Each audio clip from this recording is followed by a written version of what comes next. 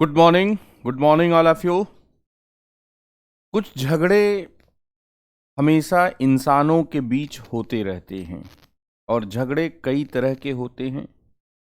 संघर्ष विवाद कई तरह के होते हैं।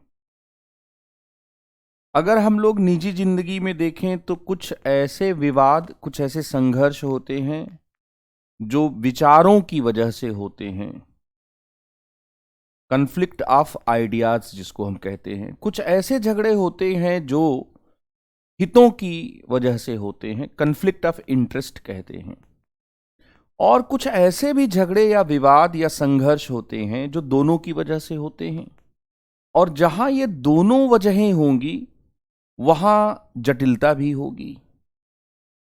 विश्व राजनीति में एक ऐसे विवाद की चर्चा मैं करने जा रहा हूं जिनसे आप परिचित तो हैं, लेकिन जिनको लेकर जो डिबेट किए गए उस डिबेट से भी हो सकता है आप परिचित हों, लेकिन उसका एग्जैक्टली मतलब क्या होता है, उसका कोरिलेशन कैसे पीछे की चीजों से और आगे की चीजों से बनता है, यह समझ लेना बहुत आवश्यक है।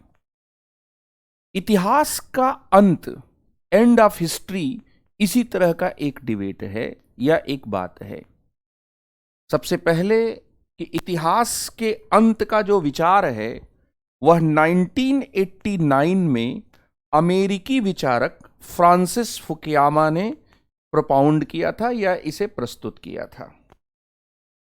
पूर्वी यूरोप में 1989 में कम्युनिस्ट शासन का अंत हुआ। कम्युनिस्ट सरकारों का, मार्क्सवादी विचारधारा से प्रभावित जो सरकारें थीं राजनीति, वो क्या है, समाप्त हुई। पोलैंड में, हंगरी में, चेकोस्लोवाकिया में।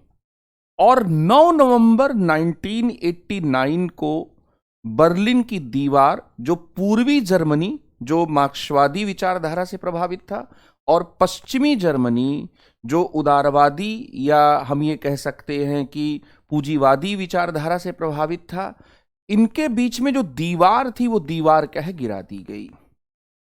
और 1989 में फेमस अमेरिकी थ्योरिस्ट फ्रांसिस फुकुयामा ने एक लेख लिखा जिस लेख का शीर्षक था इतिहास का अंत। इस तरह से इतिहास के अंत के लेख के पीछे पूर्वी यूरोप में कम्युनिस्ट शासन के अंत की घटना को क्या है, घटना को जिम्मेदार माना जाता है।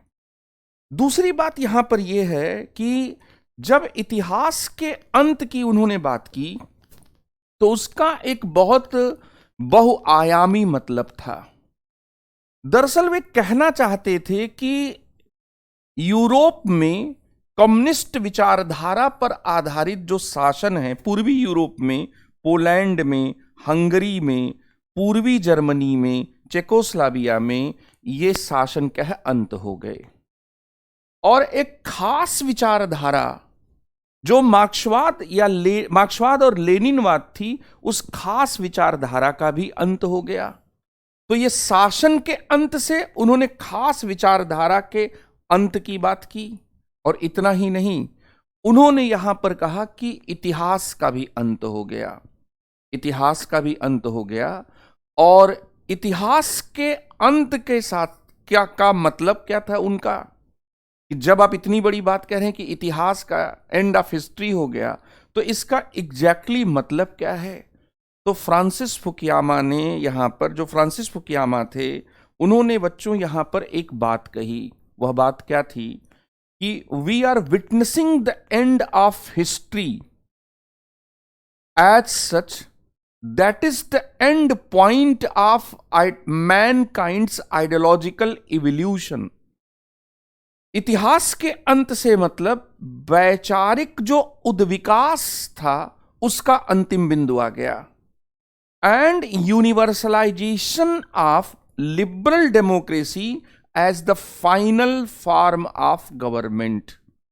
तो फ्रांसिस फुकुयामा के इतिहास के अंत के शब्द समूह से दरअसल end point of ideological evolution का पता लगता है कि वे कहना चाहते थे कि एक वैचारिक जो उद्विकास हो रहा था मनुष्य के बीच में जो एक झगड़ा चल रहा था, सरल भाषा में अगर हम कहें कि एक तरफ उदारवादी विचारधारा पर आधारित संसदीय शासन की प्रणाली और दूसरी तरफ मार्क्सवाद और मार्क्सवाद के बीच में जो झगड़ा चल रहा था, और यह झगड़ा 1914 से चल रहा था। ये झगड़ा, ये संघर्ष, यह विवाद क्या है, समाप्त हो गया। और इसमें मार्क्सवाद लेनिनवाद ने सरकार की जिस प्रणाली को आगे बढ़ाया था, दुनिया के देशों ने, पूर्वी यूरोप ने उसको नकार दिया। इसलिए जो मनुष्यता, मानव जाति के लिए यह जो एक आइडियोलॉजिकल डिबेट चल रहा था कि सरकार का कौन सा रूप अच्छा होता है, सरकार की कौन सी प्रणाली अच्छी होती है, यह जो डिबेट था, यह डिबेट समाप्त हो गया। और जो उदार लोकतंत्र है, उस उदार लोकतंत्र के मॉडल की क्या है, स्वीकार्यता स्थापित हो गई। उसके यूनिवर्सलाइजेशन की क्या है, बात क्या है, स्थापित हो गई।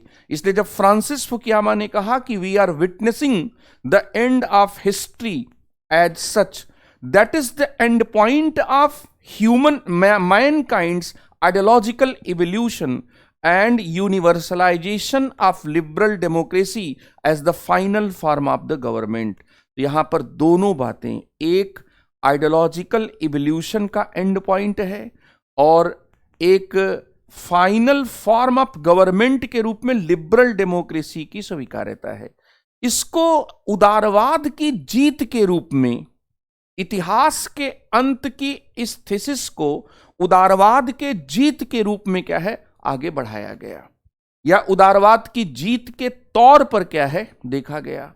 लेकिन ये जो इतिहास के अंत का यह जो विचार है, यह विचार आपको जानना होगा कि फ्रांसिस फुकुयामा ने नहीं दिया था। दरअसल इतिहास के अंत का जो विचार था, यह मार्क्स के चिंतन, या मार्क्स ने इसकी बात की थी। मार्क्स ने कहा था कि इतिहास का अंत हो जाएगा। क्यों भाई? क्योंकि वर्ग संघर्ष समाप्त हो जाएगा। कब समाप्त होगा? जब साम्यवाद की स्थापना होगी। अगर कोई ये कहता है कि इतिहास का जो पहिया है वह वर्गों के बीच होने वाले संघर्ष की वजह से घूमता है, तो जिस दिन समाज में वर्ग संघर्ष समाप्त हो जाएगा, उस दिन इतिहास का अंत हो जाएगा। इसीलिए भारतीय विचारक मानवेंद्र नाथ राय, एम.एन. राय ने पूछा था, आलोचना की थी कि मार्क्स का क्या मतलब है, इतिहास के अंत से मार्क्स का क्या मतलब है? क्या मौत जैसा सन्नाटा हो जाएगा?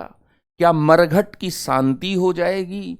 क्या वे कहना चाहते हैं कि आगे इसके बाद मानवता की कोई प्रगति नहीं होगी? तो उन्होंने ऑब्जेक्शन किया था। फ्रांसिस फुकुयामा ने इसी इतिहास के अंत की धारणा को and point of human kinds ideological evolution के रूप में पेश कर दिया कि यह एक अंतिम बिंदु है मनुष्य के वैचारिक विकास का।